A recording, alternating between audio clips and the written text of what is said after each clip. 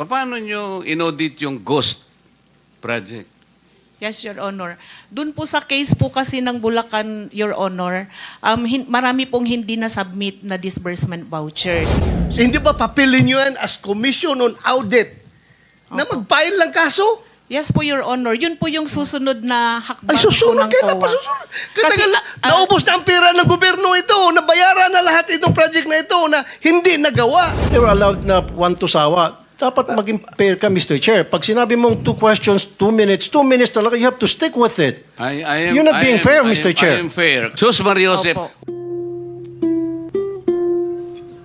Andito bang COA? Sinong COA representative? Morning po, Your Honor. Yes, ma'am. This is on ghost projects already paid. BIR Commissioner Romeo Lumagi Jr. said contractors found guilty of under-declaration or evading taxes will not be issued updated tax clearances, effectively disqualifying them from future government projects and suspending settlement of their current contracts. He addressed reports on ghost flood control projects, which the government had fully paid for and declared as completed, but which, upon subsequent verification and validation, were discovered to have never been actually constructed or physically undertaken. Malinaw na sa BIR report na ito na may mga proyektong fully paid pero hindi naman ginawa.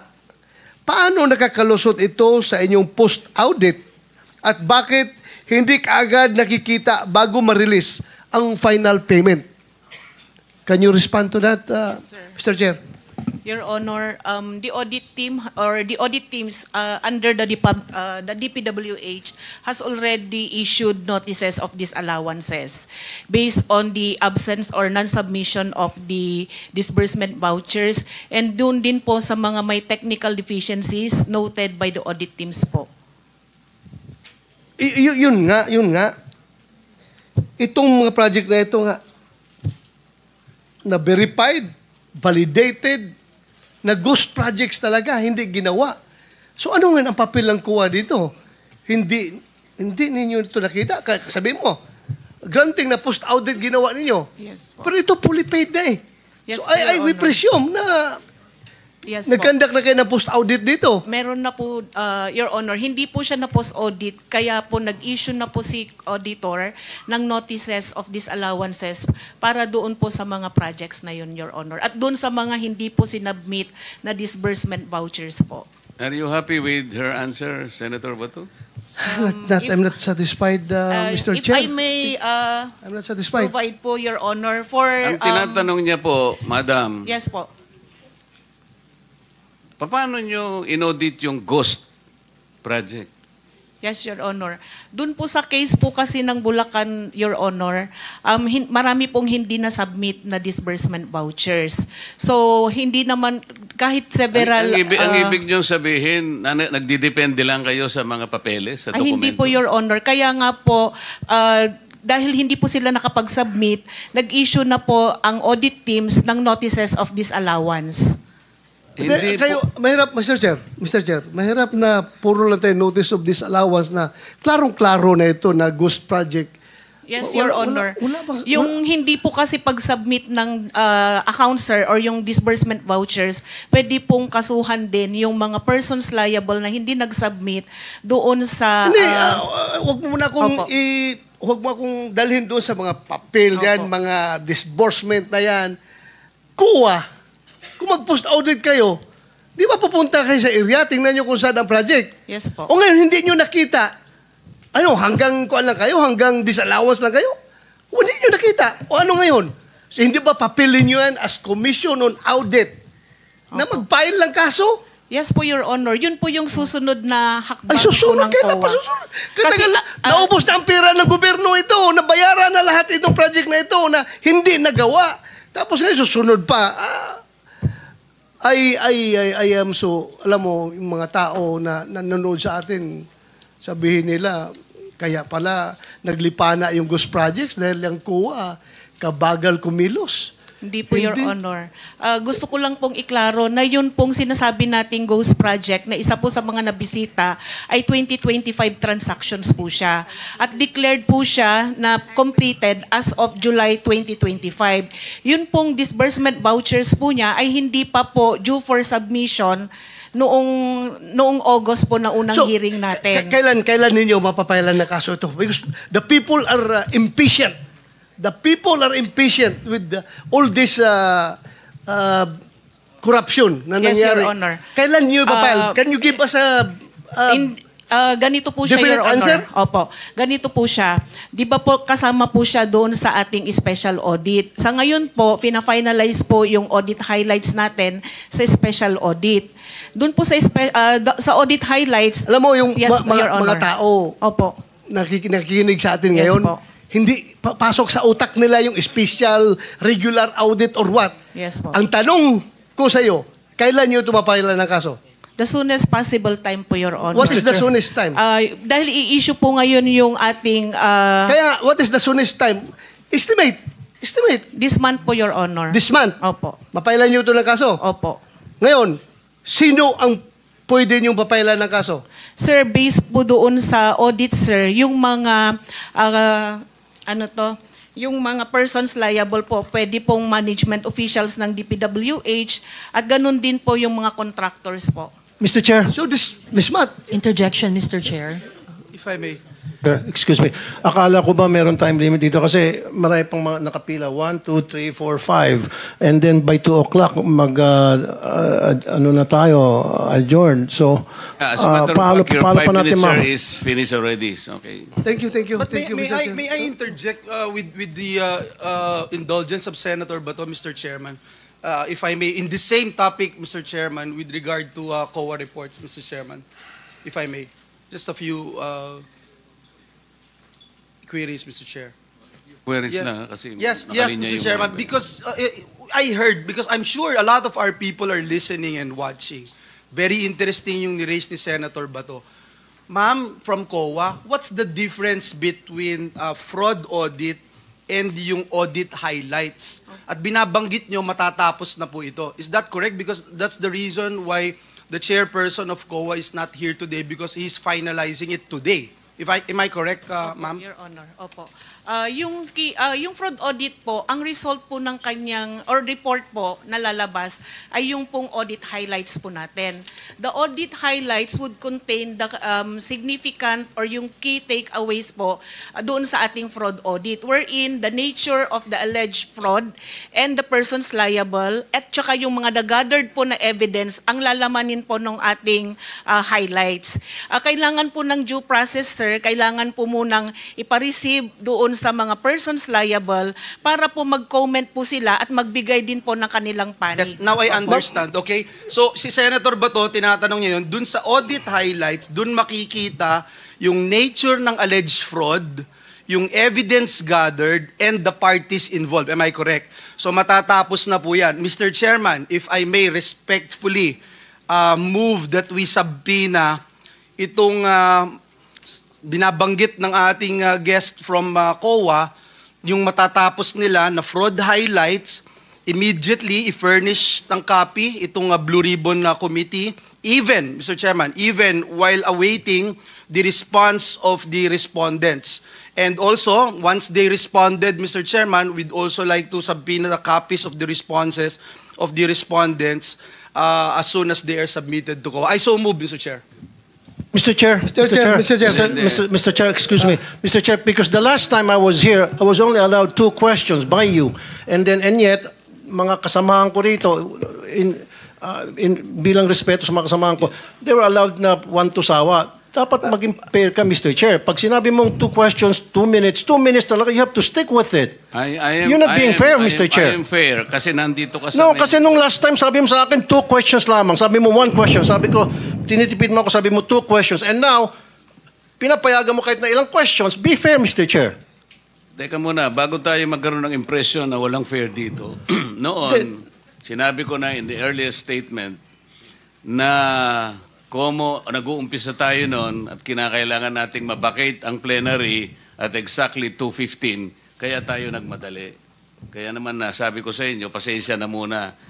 Ngayon, sa dami ng gustong magtanong, kaya binigyan natin ng tigpa 5 minutes ngayon. Kaya lang, I am following a schedule here.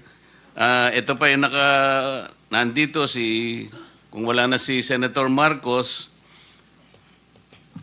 tapos ka na. Mr. Chair. Mr. Chairman, Chair, I akala ko made po a ako motion, yung sunod Mr. kay Chairman. Senator De La I have Rosa. a pending motion, Mr. Chair. I second the motion. And Hindi, duly kasi seconded, Mr. tapusin Chair. muna natin yung bitin na kasi hindi tayo, na para tayo nagpapatintero, Madam Kowa eh. Ang tinatanong napakasimple lang, paano nyong inaudit yung ghost? Bago po bayaran ng COA yan, pipirma ang resident auditor. Pati yung area auditor ninyo, meron kayong area director eh. Ibig nyo sabihin na bayaran ito nung walang pumirma na auditor? Your Honor, ganito po yung procedure natin. Wala na po tayong pre-audit, kaya po ang nagbabayad ay ang pumipirma na lang po. Wala sa akong discretion pakialam sa power. pre-audit. I'm not asking you about the pre-audit. Meron kayong post-audit eh. Yes, Your Ito Honor. nangyari, ghost project eh. Opo. Tapos na tapos pero walang nangyari. Ang tinatanong namin sa'yo, sino ang pumirma? Bago mapirmahan yun, meron certificate of acceptance, merong certificate of completion, pipirma ang resident auditor. Hindi po pipirma ang resident Anong gagawin ng auditor, COA? Your Honor. Post-audit nga lang po. Kaya po... Ano nga yung post-audit? In your charter, Opo. magkaintindihan tayo. Ito yung inyong charter, sample of services listed in COA Citizens Charter. Financial audit, performance audit, compliance audit, fraud audit, special audit, notice of disallowance, notice of charge, notice of suspension. Among these, alin ang akma doon sa performance ng contract? Opo. Nasaan kayo? Papasok po siya sa compliance, sir. Sus Mariosep, Opo. wala nga ang compliance eh. Ganito po, Your Honor, marami pong observation ng mga auditors natin pagdating po sa compliance nila sa procurement. Sinong mag-a-avail ng compliance? Hindi Sino pa- yung auditee? DPWH po sa case po natin Oh. ngayon, Your Honor. So anong nangyari? Marami pong observation ng mga auditors natin, sir, pagdating po sa compliance nila ng 9184. Kapag ba ang chairman mismo pumunta rito, he can present better questions than you, answers than you? Pareho lang din po yung isasagot, Your Honor. Kasi ganun Pareho po ang yung proseso isasagot. natin. Opo. O, sandali lang. Let us follow the... Mr. Chair. Mr. Chairman, Mr. Chair. I'm now being tempted to raise a point of order, Mr. Chairman. I made a motion duly seconded, Mr. Chairman, kasi nga kung... to subpoena, Mr. Yeah. Chairman, today, Mr. Chairman. I'm asking it today because they said they if will that finish will it help us, today. okay. Any second? Second. Yeah, it was already seconded, Mr. Oh, there's a motion and there's second. The motion is approved. Then let's Thank you, continue Mr. with the questioning. Mr. Chair. Sir, kasi yung 5 minutes ko, maraming sumingit. Last na lang, isa lang. Hindi, kasi maigsi. hindi na makakaano itong mga kasama natin. With the permission of Senator Tolpo. Senator Tolpo, maigsi lang. Maigsi lang. Ha? Di ba, Mr. Chair? Kasi ako sabi yung ng, susunod? Mr. Chair, sabi ng COA, Teka muna, with the permission of Senator Tulfo. okay lang? Clarification, Mr. Chair. Akala ko po ako yung Oo nga, kasunod kayo na po ang ni susunod. Senator Kaya De La lang, ang Rosa. daming ayaw pang bumitaw. Wala Hindi, tayong hindi. mga- Hindi ho, Marami naghihintay kayo naman po last ako. na to, last. Tinatanong ko Oh, lang po yung last. sequence. And then Salamat, last, Mr. and then Chair. Senator Risa. Salamat, Mr. Chair. Pagkatapos wala na si Senator Amy, Senator Rapi. Yeah. Sandali lang, ikaw na muna. Thank you, Mr. Chair. Mr. Chairman, considering that this representation is part of the leadership, Okay. Yeah, priority, we find priority, out, Mr. priority. Chairman, Okay. the list of... Last question, then Senator Risa. Wala na si Senator Marcos, Senator Joel, Senator Rapi, Senator Robin, magkano ka? Senator Robin. And then Senator Mark. Okay. In that order. Thank you, Mr. Chair. Proceed, sir. Proceed. Ma'am COA, sabi mo kanina, kaya hindi pa kayo nakapag-file ng kaso dahil itong mga ghost projects na ito ay 2025 nangyayari. Am I correct? At you need time para... Sir, for Makapag-file ka. clarification, isa po doon sa mga ghost projects na na-mention, sir, ay 2025. Pero sa iba po, hindi ko po masigurado kung anong taon. Okay, ganito. According to COA Annual Audit Report 2023, 2023 ito, it was observed that various infrastructure projects with aggregate cost of 5.716 billion were declared as 100% complete on the report on publicized government programs, projects, and activities, and project status monitoring reports of DPWH implementing offices despite the deficiencies or defects noted upon actual inspection and validation thereof. Ibig sabihin po, sa regular annual audit ng COA, nakikita na ang mga mali-maling report ng District Engineering Office ng DPWH. So itong mga 2023 na mga problema, wala pa kayo napailan ng kaso nito? Your Honor, yung iba po dyan kasi, kinorek na nung contractor yung mga noted deficiencies. Yung iba naman po, nagbayad na po yung mga persons liable. At doon sa mga nakorek, kahit nakorek po, meron din pong mga pinataw or nakolektang liquidated damages po. So, meaning, wala talaga nakasuhan kasi naayos nila. Naayos nila ito lahat. Kasi 5.716 billion pesos na projects. Sabi maraming deficiencies. Tapos Po yung wala total- nakasuhan. Yan po yung total contract cost, Your Honor, yung 5.7. Yes. Opo. So wala nakasuhan ito. Itatanong ko po kasi, Your Honor, consolidation po yan sa lahat ng regional and district engineering offices. Yes, I hope, Opo. ma'am. That's your mandate. That's your mandate. Kukunin po namin sa mga regional auditors Yeah, po gawin natin po ninyo. kung meron po silang mga finailan po para po dyan. Salamat Opo. ma'am. Thank you po, you Your very much. Honor. Mr. Chair, I'm done. Thank you, Maraming salamat. Senator Risa.